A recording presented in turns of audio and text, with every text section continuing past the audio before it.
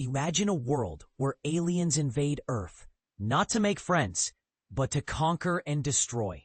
Sounds terrifying, right?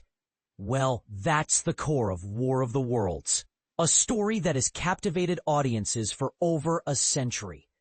But here's where it gets controversial. While H.G. Wells's 1898 novel is a timeless masterpiece, the 2005 film adaptation, starring Tom Cruise and directed by Steven Spielberg, has left many divided.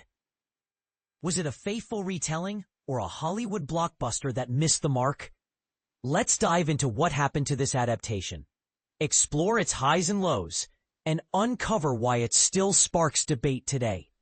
The birth of a blockbuster. By 2005, War of the Worlds was no stranger to adaptations.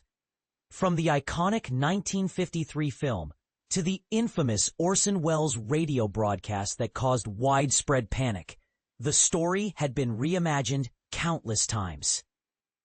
But Spielberg and Cruise, fresh off the success of Minority Report, were determined to bring their own vision to the screen.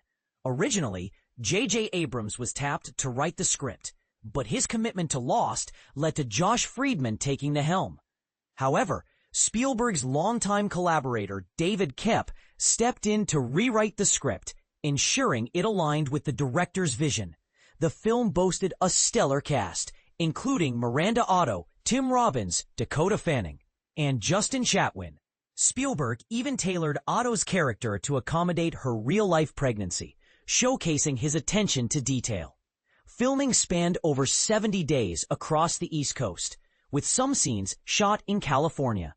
John Williams composed the score, adding another layer of grandeur to the film.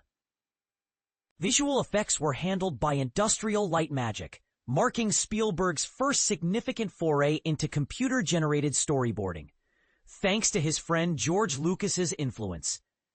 Behind the scenes, secrets and strains. And this is the part most people miss.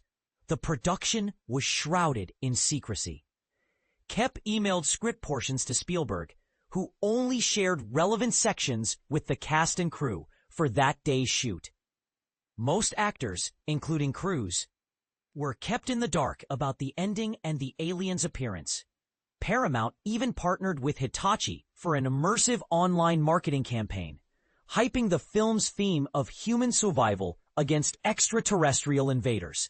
However, tensions arose between Spielberg and Cruise during the release, with the director feeling Cruise's public behavior and ties to Scientology distracted from the film. Despite these challenges, the film was a box office juggernaut, grossing over $603 million against a $132 million budget. It earned 3 Oscar nominations for sound mixing, sound editing, and visual effects, though it didn't take home any awards. Yet 20 years later, the effects and sound design still hold up, mostly. The story, old meets new. H.G. Wells, often hailed as the father of science fiction, penned War of the Worlds in 1898. The novel, which has never been out of print, explores themes of colonialism, human evolution, and social Darwinism.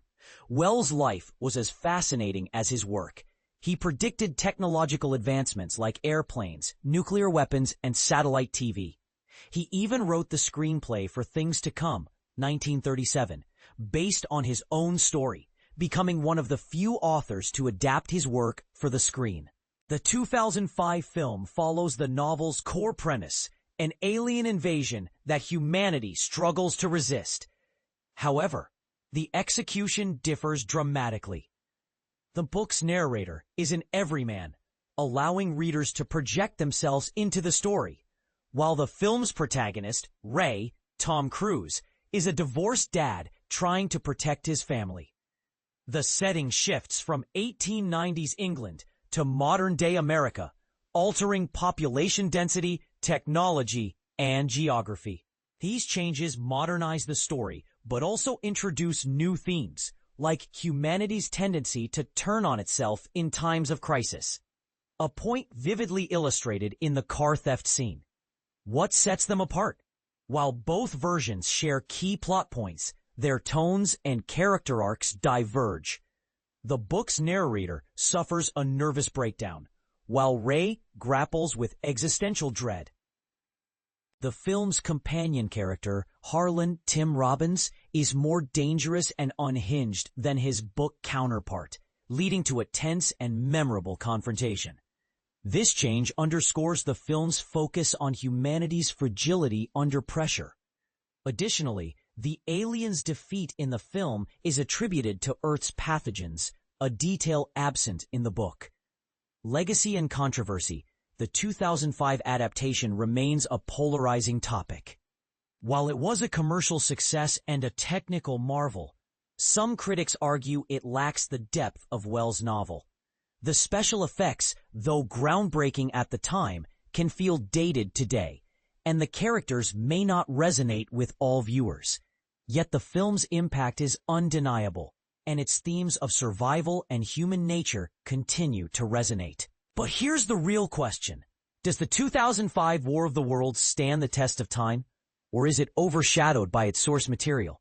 And what does it say about our fascination with alien invasion stories? Let's keep the conversation going. Share your thoughts in the comments below. After all, there will always be new adaptations, but there's only one H.G. Wells.